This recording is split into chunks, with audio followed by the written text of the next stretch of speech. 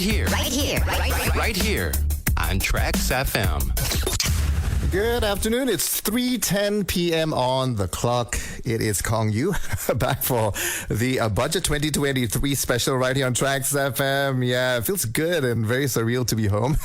Today we're going to focus in on, of course, the tabling and of the Budget 2023 itself. So we're on the verge of Budget 2023. If you're tuning in, yes, it's me, Kong Yu, back for the special. Yeah, but without any further ado, I'd like to introduce my guest to get started on today's topic. And naturally, we'll also be touching base on what's transpired for this year so far in 2022. Yeah, but without any further ado, my two special guests in the studios, as well as over the phone, we have our third guest. But first of all, in studios with us this afternoon, Yeen, the founder and CEO of the Center for Research, Advisory and Technology, otherwise known as Create. Always good to see you, Yeen. Good to see you again, Kong Yu. Hi, everyone. Good afternoon to you, yeah.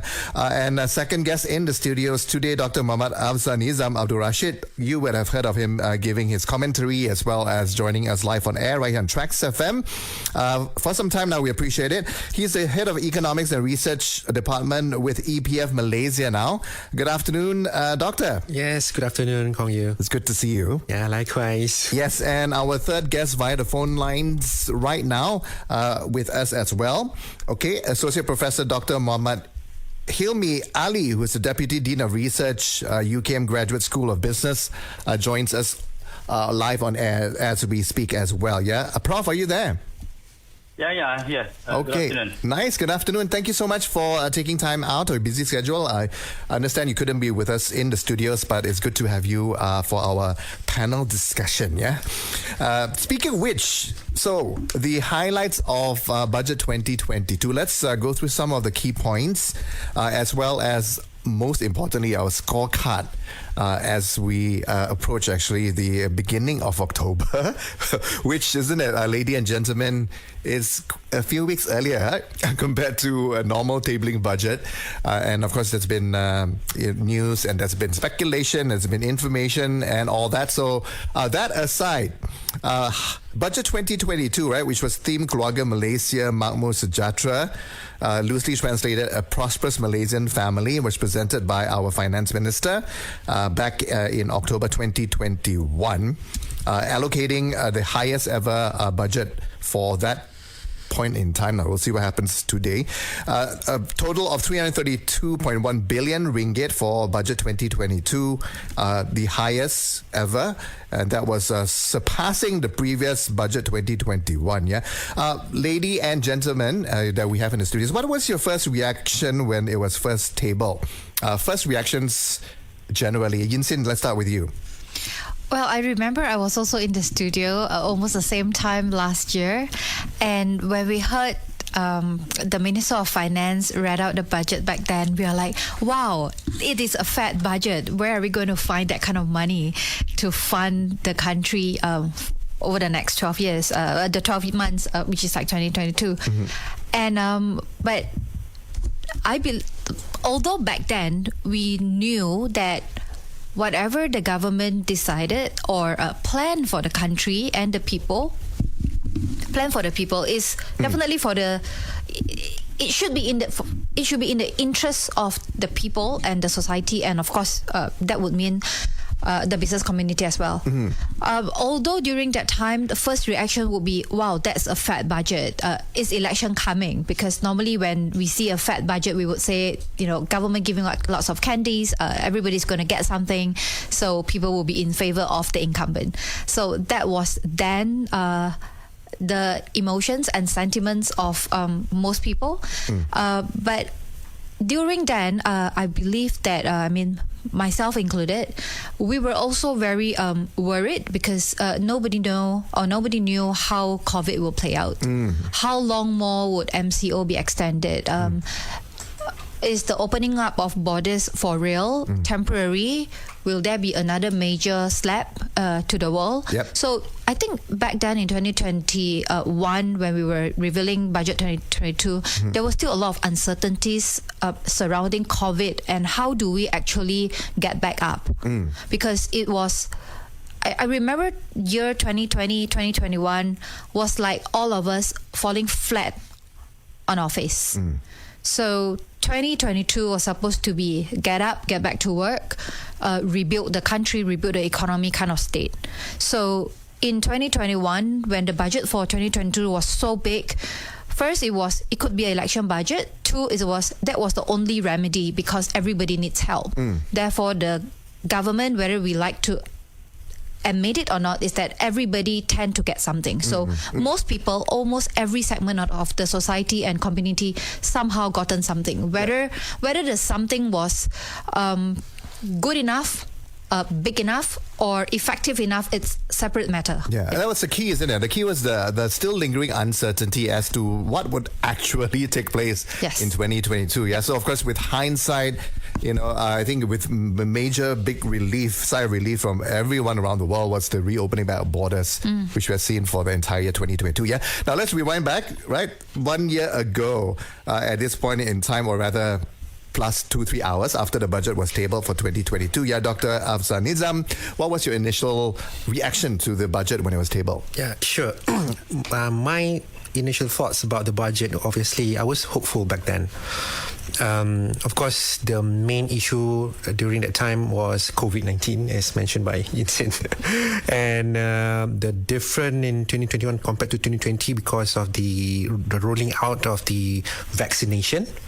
And that has actually happened quite forthcoming in that sense because the take-up rate is quite, I would say, forthcoming lah. And then that should allow the further reopening of the economy, and it did happen in starting in October, where we are allowed to travel across the country, across the state, states.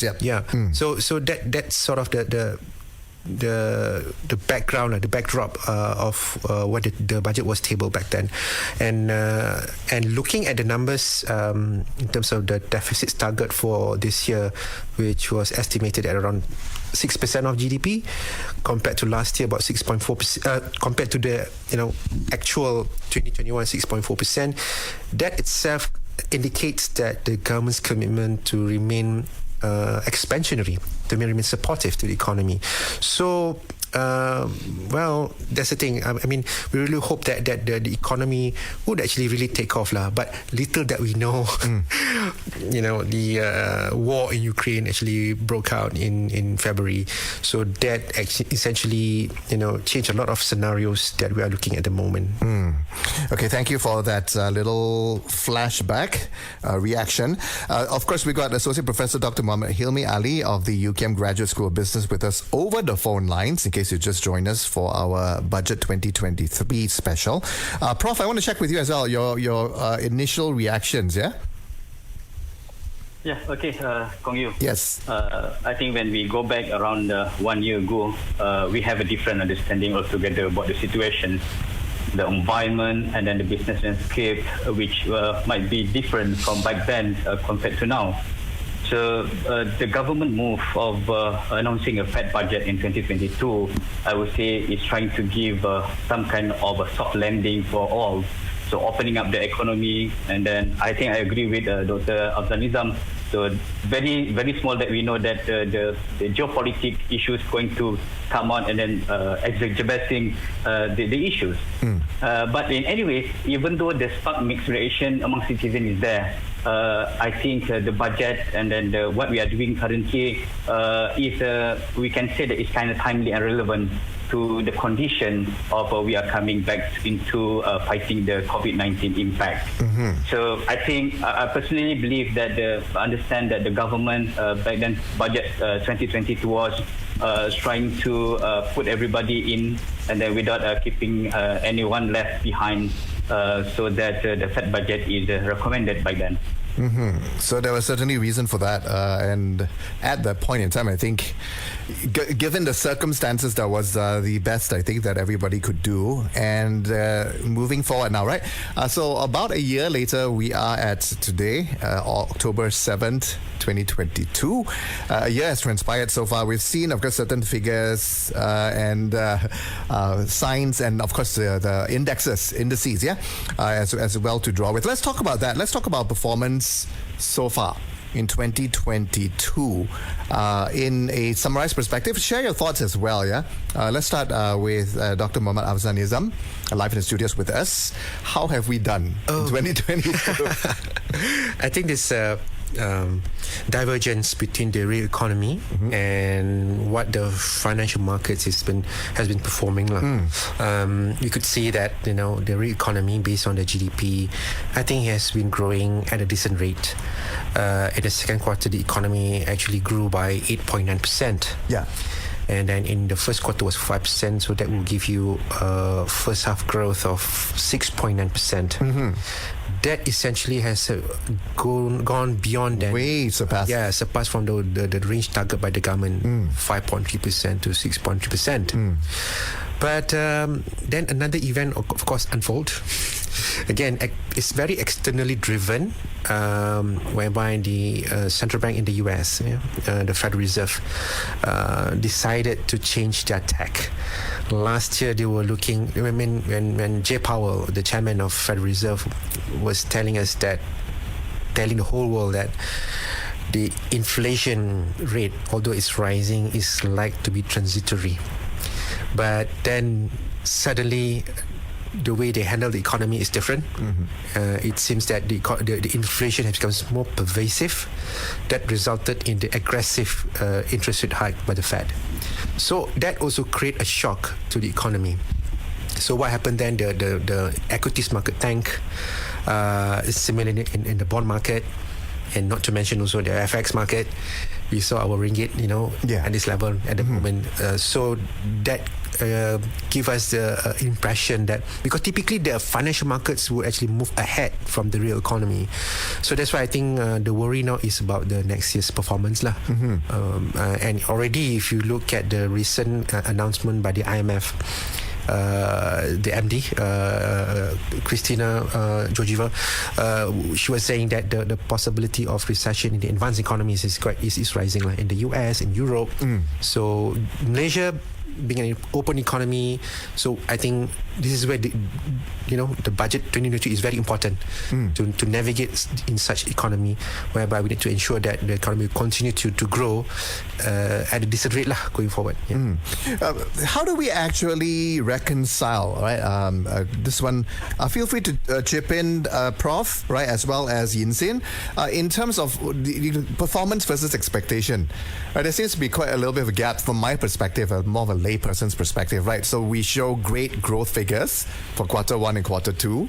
Of course, the international outlook overall for many of the, as Dr. Afzanizam was saying, advanced economies are not doing so great, to put it mildly, right? But yet we seem to be carrying, the brunt of poor markets, for example, the very weak ringgit that we see. So where is that gap, and what is the gap actually, right? Enlighten us. Prof, you have anything to share with us on this?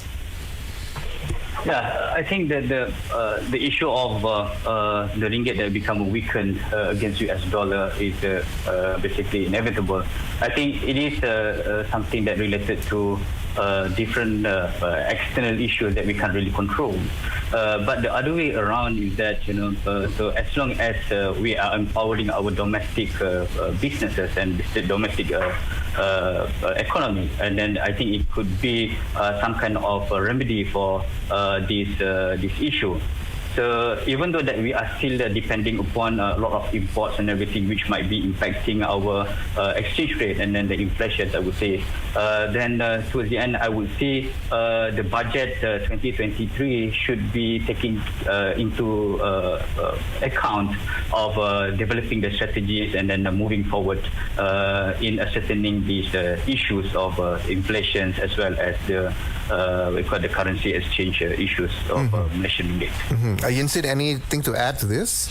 I feel that as Prof and Doctor have said, external considerations, geopolitical turmoil, not only in Eastern Europe, but I think Malaysia being a very close neighbor to China, we also have to keep a very close watch of the development in China, because as of today, China has not exactly opened up their borders. Although you can travel, but it's not exactly open as like most other countries in the world.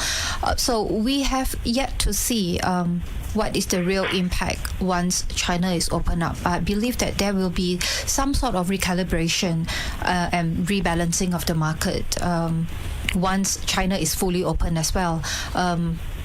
With the Russia and Ukraine war continuing, assuming that they continue to fight over there. But I feel that whatever the government is doing, whether it's Budget 22 or the upcoming budget for Budget 2023, I believe that the Malaysian government will continue to give priority to the vulnerable communities in Malaysia, because I believe that once the base of the country, which is the masses, can make ends meet, whatever happens in the capital market or the equity market, perhaps the masses will be able to weather through it. Perhaps that's the gap that you were trying to say. Like, yes, on the book, the figures look really good. Very robust growth first half of the year, but in the pocket, in people's pocket, do people still keep enough cash to make ends meet? I think that's the real concern of the rakyat on the street, for most people. Yeah. So I say this again every year. National budget must happen every year. National budget is not a magic pill to fix all the problems of our fiscal policy, economy, politics, or development of the country. Yep. It is just a running budget, like how you give 10 ringgit to your child to go to school for 5 days a week. It's the same thing. Exactly, right? It's always in our hands, and what we individually do, that's actually really the key, isn't it? Now, I want to touch base on that, right? Rising cost of living because of CPI and the inflation rates overall. Right before that, any further thoughts from the economic side of things, Doctor, from you on this particular issue of the weak ringgit? Sure. I would like to echo what Yeen said about the protecting the vulnerable groups.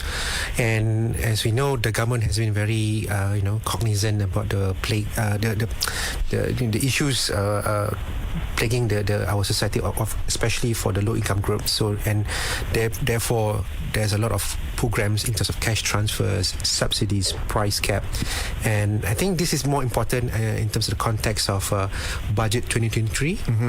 But there is a need to relook at the subsidies program that we have at the moment, because we really need to ensure that every subsidies that we give is really, go into the hands of the one who are deserving.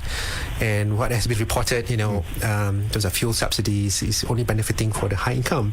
So clearly, there's some imbalances in that respect. So in the context of high cost of living and challenging economic environment and the need to protect the vulnerable group, and therefore there is a need to have a clear strategy, to sort of reformist strategy in that sense, to ensure that this is a targeted kind of approach. Yeah. Okay, and a reformist, I think maybe is the key word there. Right. But it has to be something that is sustainable and works in the long term, isn't it? Yes. Not just in the short term, which again is one of the what ifs, or could be, or perhaps even for Budget 2023, right? Under the whole, as you were saying, geopolitical climate, whether it's international or even within Malaysia, isn't it?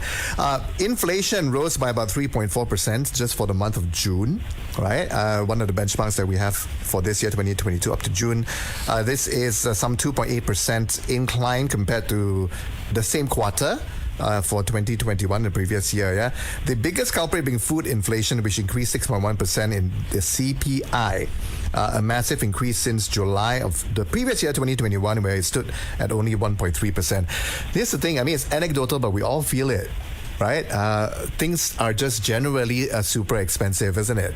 If I just use a very layperson's perspective. Yeah, let's have Associate Professor Dr. Muhammad Helmi Ali's opinion on this, right? Rising costs of goods, especially when it comes to food inflation. Prof? Yes. Yes. I think this is one of the most worrying things for the citizens.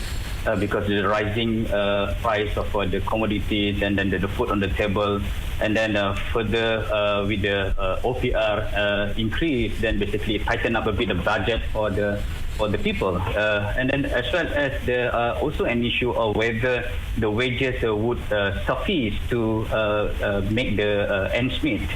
So in other way around, when you can see that after 1 year after COVID-19 or Budget 2023, whether we are only focusing on the shrinking the demand or we are trying to put extra efforts in providing important or providing the sufficient supply. So the inequality between the supply and demand might provide a different solution or different impact together. So in order for us to cover this, if we focus only on demand side, by like for example we are increasing OPR by shrinking them, but we're not taking into account how the supply is going to work, and then how we're going to provide the supplies of food security, for example, going to be quite I think superficial, I would say. So I think it should be holistically done by on either side, supply and demand. It takes two to tango. From you. Okay. All right, thanks for that thought there. Yeen, your comments? On food inflation? Food inflation as a whole. Well, I think let's just take food as an example, because everyone would be able to relate to that. If you remember a couple of months ago, how much was a tray of eggs? How much was a chicken? And people couldn't find chicken in certain places. I feel that is a real alarm and a wake-up call for whoever who is running the government and the people at large, that we have to protect our food security. Importing food is definitely something easy to do. It can be cheaper to import than to run the farms and plantations ourselves. But in the event that there is a global supply chain breakdown, for example, when COVID happens, when Eastern Europe has a war, or whatever tension happens between regions, then countries like us who are relying so much on imported goods, we will have to bear the brunt first, and we will be hit. So I think the government may want to consider, going a little bit into 2023 budget, the government may want to consider helping people to kickstart agriculture and things and industries that will actually help Malaysia protect our food security. That's a very interesting thought there, yeah? Because at the end of the day, as I am actually navigating through today's discussion, it's always going back to the whole balance thing, isn't it? We're talking about a budget which is all about there's the plus, there's the minus, there is the input, there's the output, there is the revenue, and there's the expenditure. Yeah, depending on how much the country makes, so that's the revenue you earn, that's and then right. expenditure is you spend. Exactly. So it's just very basic P&L. It is, it is, but yet it's so complicated because it's got so many portions to it and so many pieces that's being pulled in their own direction. So that's always the tough part, yeah? So, Prof, in terms of this aspect, yeah, what is your opinion? Because it is really back to the cost of goods versus income. Because at the same time, we are trying to drive, as always, significant domestic demand, okay? But that can only happen to a certain limit when it comes to personal spending, for example, yeah? What's your opinion on alleviating this situation? Yeen, I think I agree. Okay, Hong Kong, I think I agree with Yeen. We have to come up with some solutions. So we understand that we need to focus more on the agriculture-based industry. So in order for us to provide food security altogether. So I think in our opinion is that the domestic demand is always high, which we are unable to meet. That's why the inflation keep rising up. So there is a gap for us to fill. So, however, whether we are seriously taking this into account on what is the strategic manners of getting all of these supplies available. So this is important. I also agree with Yeen. It's very important and interesting to see how much a chicken price and then how much basically an egg price now.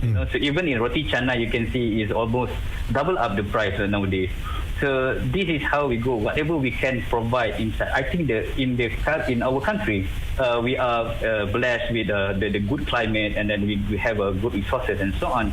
But however, it was interesting to see why this one doesn't take up in the bigger terms for agriculture businesses. Yeah, it could be just the perception, or rather, the practicality of the fact that anything to do with cultivation, all that will take a bit of time, right, to actually show its results and all that. And I think there is this immediate urgent, how to say, desire from many levels of the rakyat to get things moving fast, right? So maybe that's why it's not from that perspective alone is not exactly the most attractive because the returns come over a longer period. But that might be something that the government can do in Budget 2023. How do you actually incentivize for the long term and make it attractive enough so that people will jump on board to invest or to pursue more of these potentials in agriculture itself. Businesses are recovering from COVID-19 now that we've actually had this 1 year transpire. It was seen because of the opening of borders, for example, as being the most important part of reviving the global economy overall, to some extent. Doctor, I want to ask your opinion. The initiatives implemented in 2022 in stimulating the economy post-pandemic, how have we done on those, and what's the scorecard generally like? Well, I think when I look at the first half number in terms of the deficits figure for the government of Malaysia, I think they have done quite well. If you look at the first half deficit figure, is about 5.2% of GDP, as opposed to their target of 6% of GDP for the whole year. And this is primarily driven by the double-digit growth in terms of the revenue collection, and at the same time, spending is also rising, but still revenue is outpacing in terms of the pace of the growth. So they would actually pretty much in line with the recovery in the economy. So we saw that 8.9% growth in GDP, so that translates to more revenues for the government. So I would say the scorecard is there in terms of the meeting those targets, and in fact done better. But the question is, of course, going forward.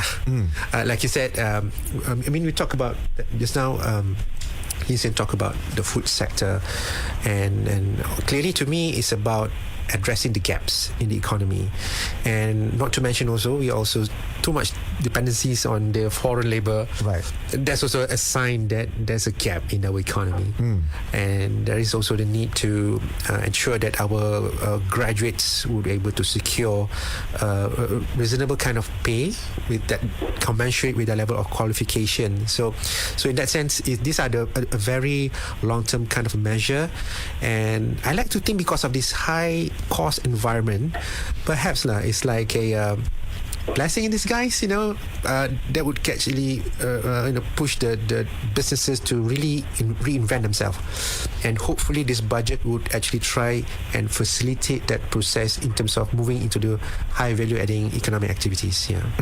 We've seen businesses having to do that. I mean, a couple of years during the bottom of the pandemic, if you're going to use that term, pivot was really a key word, isn't it? How have businesses adapted? And are they falling back into the same old trap prior to the pandemic, based on your own observations, on professional expertise from prior positions and for your current position as well?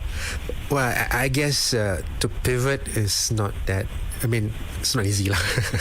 Just look at the plantation sector, I think it will take a while how can actually we automate in terms of harvesting activities? Still, I think it's going to be laborious. So I'm not too sure what sort of technology can address that. If we can have that technology, I think will address tremendously in terms of how the planters can actually collect all those FFP.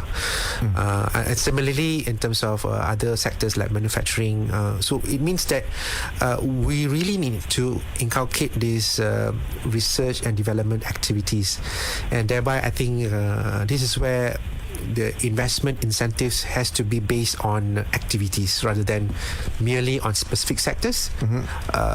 Meaning we want to incentivize businesses to really look and be innovative, and hopefully the government will actually give the right incentives. So more companies, more businesses, more SMEs will be more innovative in terms of upgrading their how they produce their products and services. So this environment is the right environment for to really think about what to do next and do it differently. Right. I think that should have been done 6 months ago, right? Yeen, in a nutshell, right? Just want your thoughts, but in summary, right? Do you think businesses are pivoting or have pivoted? Are they doing it fast enough? Have they forgotten to do it now that the global economy is on the road to recovery? I feel that over the last 2 years of COVID, companies who are not sustainable, non-transformable, have been weeded out of the market. They died of natural death, unfortunately, lack of a kinder word.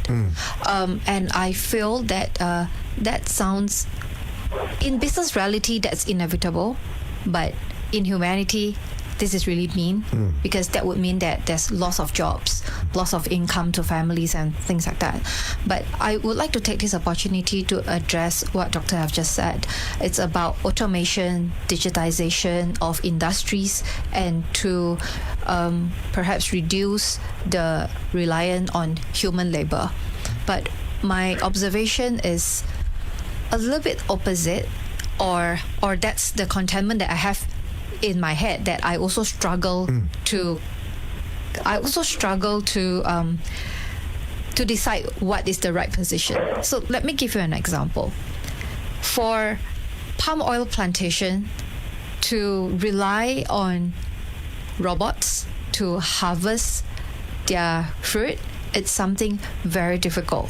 Because palm oil plantation is mostly on hilly land. It's really large, so charging stations, how do you want to train the robot to walk and to find where to harvest? So those are the things that needs transformation in robotics for the entire industry. So put that aside, because not everybody work in plantation. Coming back to, for example, SMEs or just mid-tier companies. When we manage to automate even just office operation systems, we also will not need so many administrative staff to do work.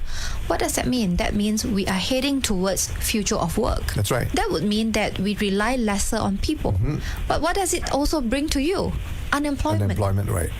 Right? So we will have to address the notion of unemployment at some point, although the more positive way to say it is that people go for higher value jobs. So you don't do the mundane, repetitive work because the robot and the computer does it for you. But where do we find so many high value jobs in this current market to fill the brainy talents and young graduates that we find among us? It's a nice aspiration. Yes. But considering everything, including the fact, we've always been somewhat, at least an agriculture-based country, that's one. And then now, of course, with the additional point of how we should be more sustainable in terms of our own food supply, which then goes back to agriculture being important. But who wants to be a farmer? Yeah. So there is that to think about, We're going to take a very quick break. When we come back, more on the Verge of Budget 2023 right here on TRAXXfm.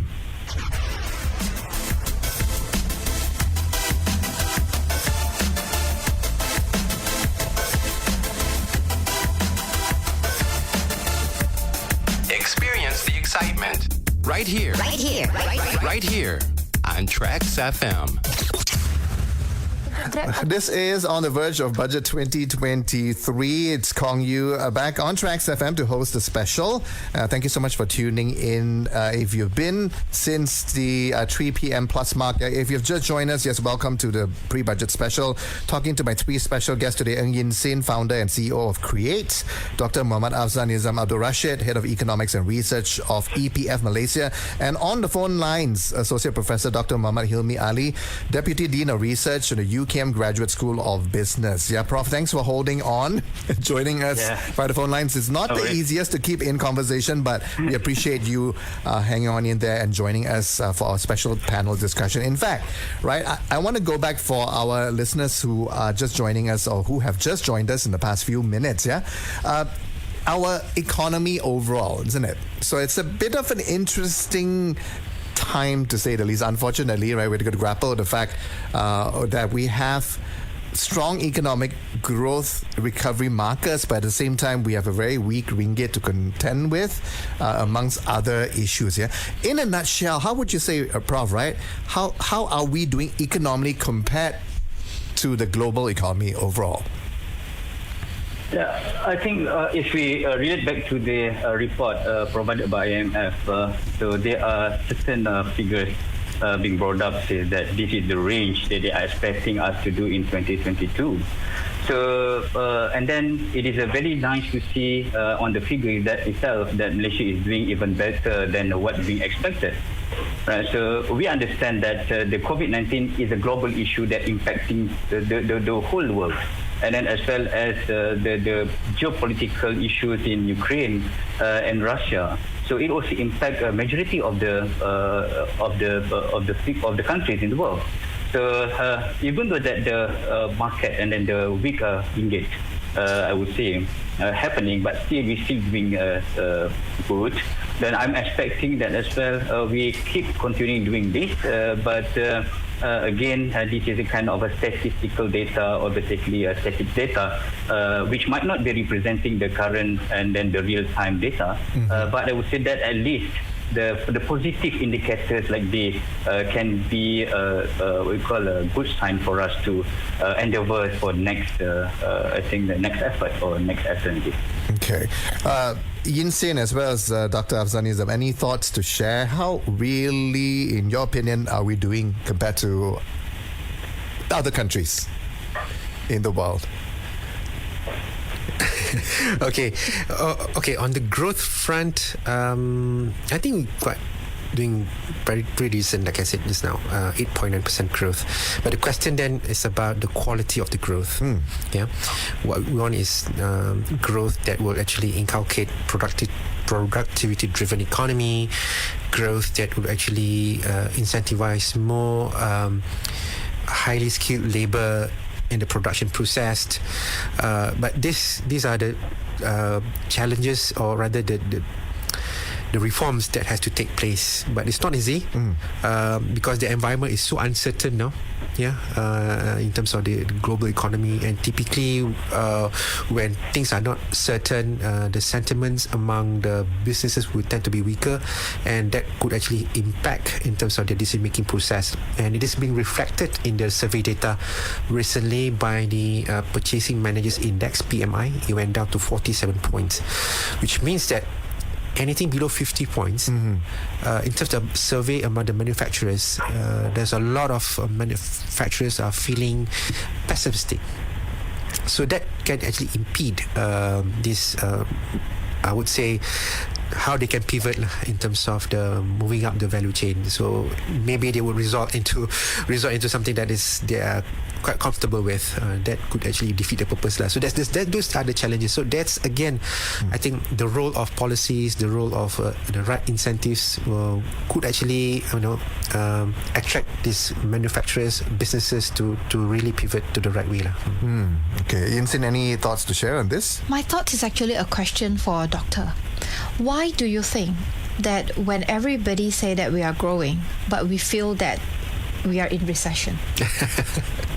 Yeah, it is. You are aptly describing the situation that we are in at the moment. In fact, last night, the MD of IMF, Christina Georgieva, she said that about next year. She said in her speech, about 1/3 of the economy next year to go through what I've just said. Even those who are in a positive growth might feel like a recession-like economy. My guess is that perhaps we are having this situation of rising inequalities, among the top income and the high income. So that's the reason why I think maybe the growth numbers are there, but for some obvious reason they are not feeling it, and at the same time you are experiencing a high prices, cost of living. So that somehow affect the general society thinking about their current state of the economy. And this is where I think the role of information has really need to play importantly in terms of how the government should tell the rakyat, tell the society, these are the right policies. For instance, when Bank Negara decided to increase their OPR, I think that the main idea is to make sure that they have a more policy space to react in future. That's one. Second, at 2.5%, and when the economy has been growing at 8.9%, certainly is not compatible. If you allow it to remain low for longer, then it will actually result in more people to take on more debts. Yeah. So I think these are the strategic imperatives, I would say, but it's very difficult for people to understand because the current environment is so convoluting with all this negativity, so to speak. So I think that the information flows and how government could actually communicate them better, that could actually help diffuse the worries now. It's interesting, isn't it? I mean, this is exactly, I think, the point that we wanted to talk about. When we boil it down to us as the rakyat, coming from different levels of society and so on, really is a perception thing, isn't it?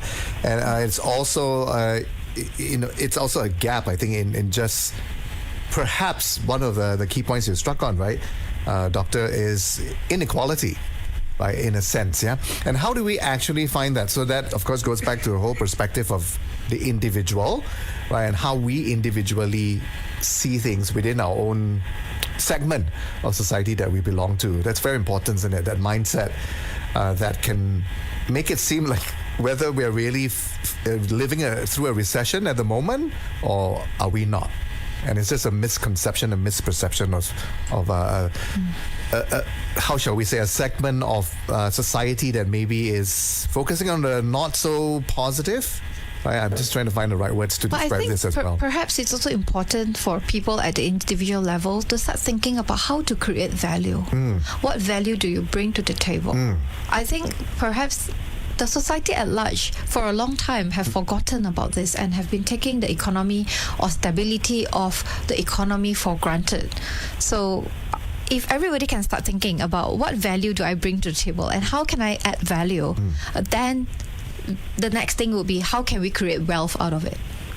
Yeah, that's also a very interesting perspective, especially for those typically, I would say, again, this is just a generalization, I'm so sorry to have to use it, those who are in employment. Yes. Isn't it? Because you do work in a sense, in a box. You perform your requirements, and there are certain requirements for you to even outperform, so that you get a better performance evaluation. But a lot of times you can get into a very complacent state, right? You only just work within your official job description. And I think as business owner, it's also very important to continuously remind our employees that the company will only be able to sustain when all the employees create value, create wealth, and the company makes profit. When the company doesn't make profit, there's no room to offer employment to people.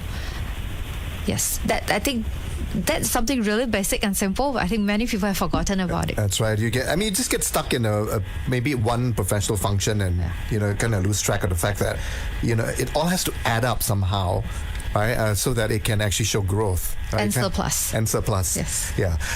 Prof, right? I do want to get to you in terms of what Dr. Afzanizam touched upon, right? The OPR, interest rates, and so on.